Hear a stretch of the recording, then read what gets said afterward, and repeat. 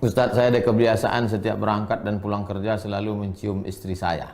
Apakah boleh hal seperti itu dilakukan saat Ramadan?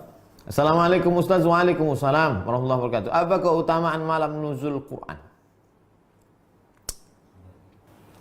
Kenapa Pak Ustadz di Indonesia malam 17, sementara katanya 10 terakhir? Orang tua saya sudah tak kuat puasa karena sudah tua, sementara keluarga kami kurang mampu. Bagaimana agar bapak saya tak dapat puasa? Bagaimana agar bapak saya tidak dapat dosa karena meninggalkan puasa? Jika ada seorang perempuan dipinang oleh lelaki masih awam, belum terlalu mengenal agama, masih dalam perjalanan hijrah, bagaimana pendapat Ustadz? Niken ini laki-laki apa perempuan? Saya ragu mau nyebut Pak Niken atau Bu Niken.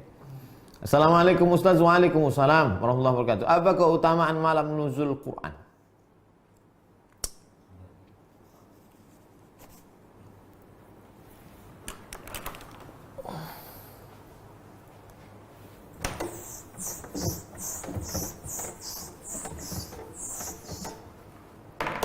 Inna anzalnahu fi lailatul qadr. Qadar. 1. Fulanun lahu qadr. Si fulan itu punya qadar, artinya mulia. Kalau nampak kita raja, fulanun lahu qadrun, itu orang mulia. Maka malam Lailatul Qadar artinya malam yang memiliki kemuliaan. 2. Yufraqu fihi kullu amrin hakim. Inna kulla syai'in khalaqnahu biqadar. Khalaqnahu biqadar. Qadar di sini artinya takdir. Maka pada malam itu ditetapkan takdir secara detail. Takdir secara umum sudah ditulis di Lauhul Mahfuz. Tapi secara detail per tahun malam Lailatul Qadar. 3. Qudira alaihi rizquhu fayaqulu rabbi ahanan. Qudira alaihi rizquhu. Siapa yang disempitkan rezekinya? Jadi malam Lailatul Qadar disebut dengan malam sempit. Kenapa disebut malam Qadar itu malam sempit? Kalaulah malaikat itu berbentuk fisik, turun semua malaikat malam itu, dunia ini sempit. Syukurnya malaikat itu berbentuk nur, cahaya. Sehingga kalau kita kumpulkan di ruangan ini cahaya yang 100 watt, 500 watt, dia tidak mengambil, terang benderang. Itulah maka ketika pagi, salamun hiya hatta matla'il fajr, sampai terbit fajar. Fajar itu maksudnya azan subuh. Habis azan subuh habis, terbit matahari, redup. Kenapa matahari redup? Karena cahaya malaikat yang naik. Kemarin nampak saya redup Pak Ustadz di Riau, berarti Lailatul Qadar. Enggak, itu asap.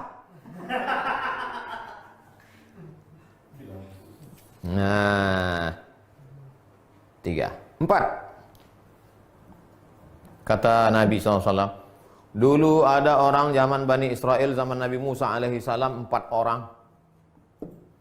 Malamnya qiyamul lail beribadah kepada Allah, siangnya jihad fisabilillah. Malamnya tak pernah tidur beribadah kepada Allah, siangnya jihad fisabilillah.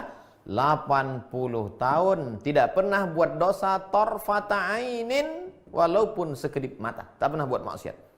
Mendengar cerita itu, sahabat semuanya menunduk, lesu. Kenapa lesu? 80 tahun tak pernah buat dosa, ibadahnya malam qiyamul lail, siang jihad. Kita umur tak sampai 80, malam tidur, siang pun tidur juga. Maka menengok sahabat lesu sedih itu, turunlah ayat, Inna anzalnahu fi lailatul qadar. Kami turunkan Lailatul Qadar. Lailatul Qadri khairum min alfi syahrin. Lailatul Qadar lebih baik daripada 1000 bulan. 1000 bulan itu lebih dari 80 sekian tahun. Lebih. Tapi sebetulnya makna alfu adalah angka tertinggi dalam bahasa Arab. Alfu 1000.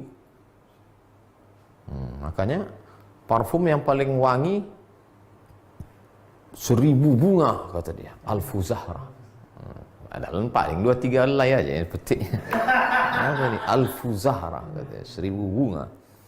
Makna alfu di situ artinya kalian sedih karena Bani Israel 80 tahun, kalian tak ada terhitung alfu syahr. Itulah diantara kemuliaan malam Lailatul Qadar. Kenapa Pak Ustadz di Indonesia malam 17 sementara katanya 10 terakhir?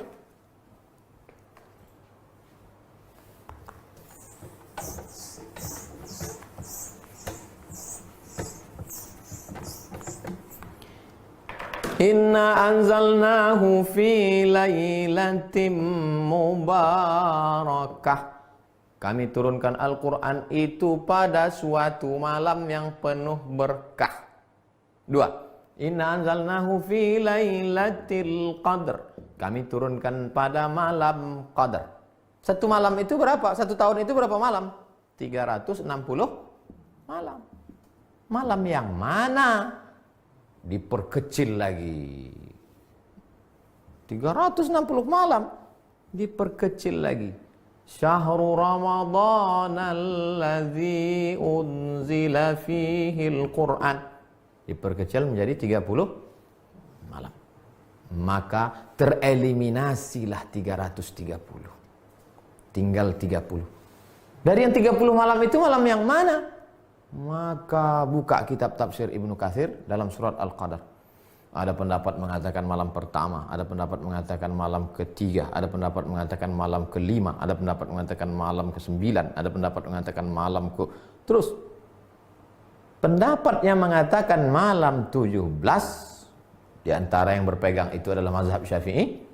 Wa ma anzalna ala abdina, yang kami turunkan wahyu pada hamba kami Muhammad sallallahu alaihi wasallam, yaumal jam'ani, yaumal furqani, yaumal taqal jam'an, pada malam bertemu, pada harinya, malam harinya ketemunya dua pasukan.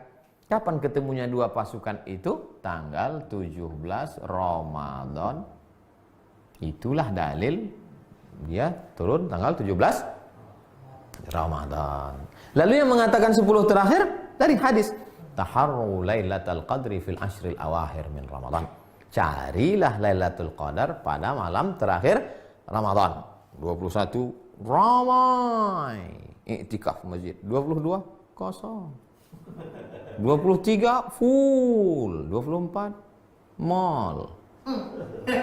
25 penuh, 26 sibuk pasar bawah membeli. 27 puncaknya. 28 kosong. 29 balik kampung. Datang corona, kosong semuanya.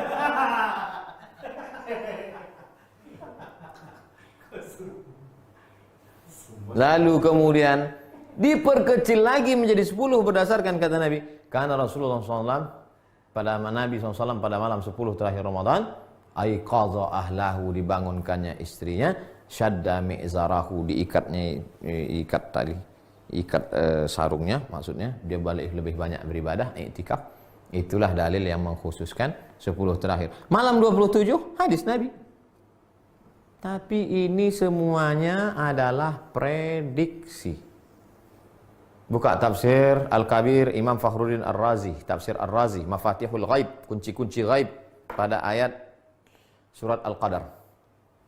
Di penutup itu dia sebutkan, Allah tidak sebutkan siapa yang dapat taubat nasuha. Allah tidak sebutkan siapa yang dapat haji mabrur. Allah tak sebutkan siapa yang dapat sholat wusta. Allah tak sebutkan siapa yang dapat Lailatul Qadar. Supaya apa? Supaya kita tetap senantiasa berharap. Berharap itu bahasa Arabnya ar-raja.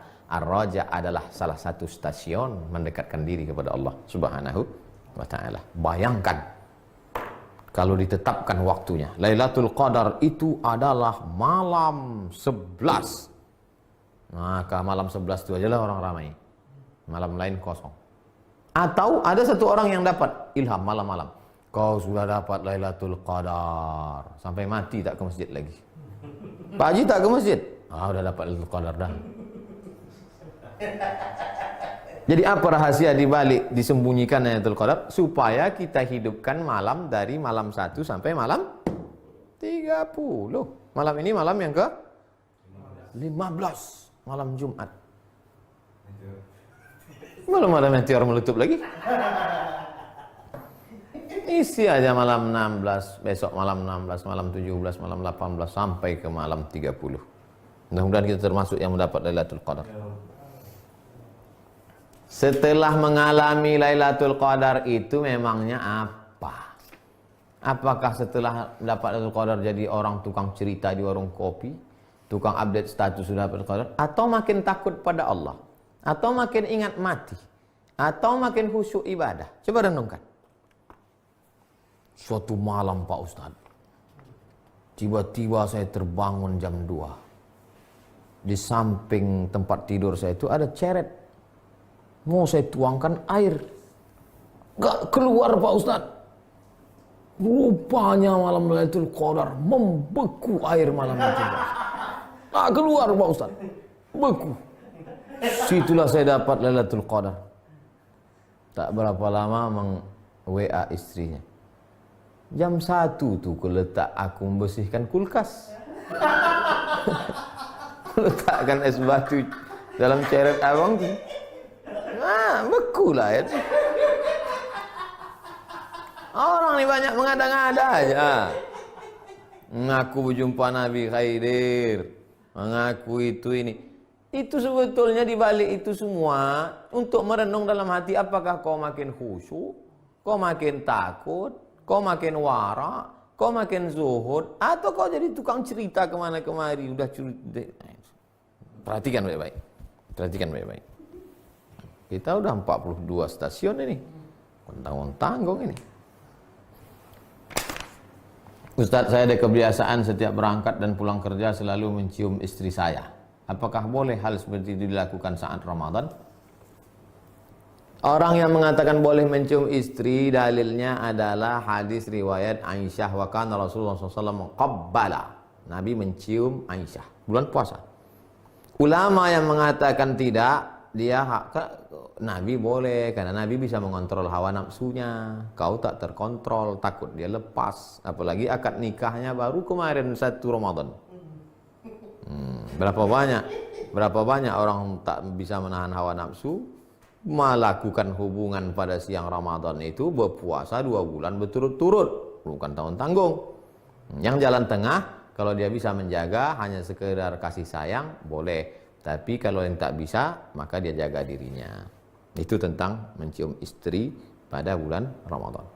3. Orang tua saya sudah tak kuat puasa karena sudah tua, sementara keluarga kami kurang mampu. Bagaimana agar bapak saya tak dapat puasa? Bagaimana agar bapak saya tidak dapat dosa karena meninggalkan puasa? Kata kuncinya membayar fidyah.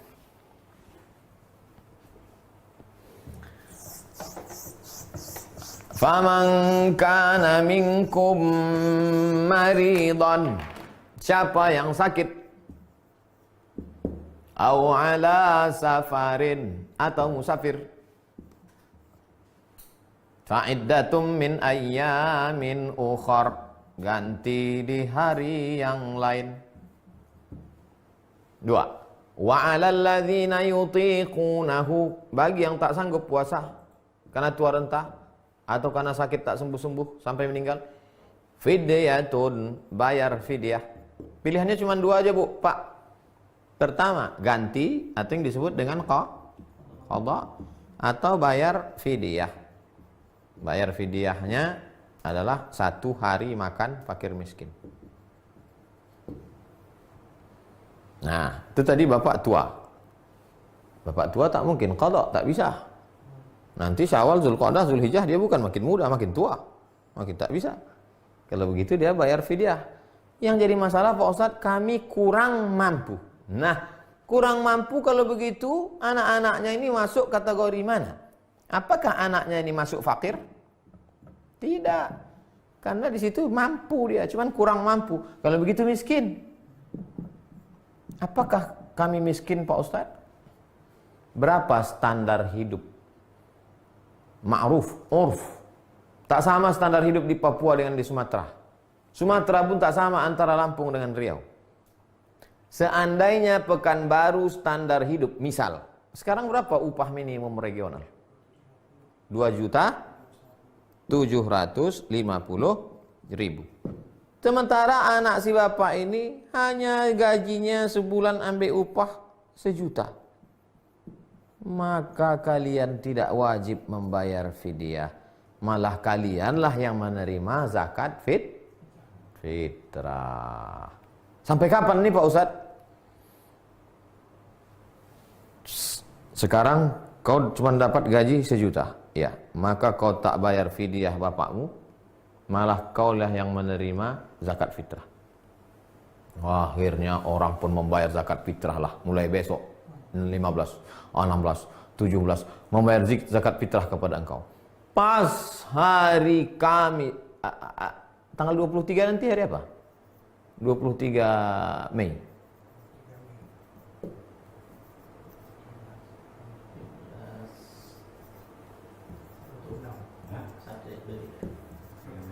Hari Sabtu. Pas hari Sabtu 23 Mei, tiba-tiba engkau mendapat beras 5 goni. Saking banyaknya orang, maka pada saat itu engkau sudah mampu. Maka bayarkanlah fidyah. Kesimpulannya, keywordnya, kata kuncinya adalah pada mampu tak mampu. Kalau kau tak mampu sampai Idul Fitri, berarti kau tak mampu. Tapi rupanya dibukakan Allah rezekimu, berduyun-duyun orang datang, dapat dari RT, dapat dari Bank Riau Kepri, dapat PSBB, dapat Al-Azhar Syifabudi, dapat, wah bertumpuk Ustaz. Bayarkanlah, jangan pula nanti akan masih susah. Susah betul baru tahu. Jelas itu Pak, Bu. Terakhir, Ibu Aisyah. Jika ada seorang perempuan dipinang oleh lelaki masih awam, belum terlalu mengenal agama, masih dalam perjalanan hijrah, bagaimana pendapat Ustadz?